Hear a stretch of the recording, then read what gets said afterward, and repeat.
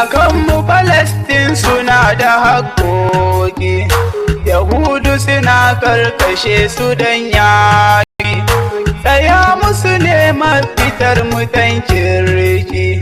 kamar jagoranmu Ahmad Zaki, shahida addininmu yayi wa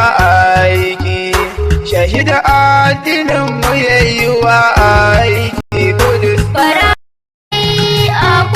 Akan mu Palestine suna da haƙƙoƙi, Yahudu suna karkashe su don yaƙi, tsaya musu ne mafitar mutan kirki, kamar jagoranmu Ahmad Zaki, shahida addininmu yayi wa aiki, shahida addininmu yayi wa aiki Kudus. Akan mu Palestine suna da haƙƙoƙi, Yahudu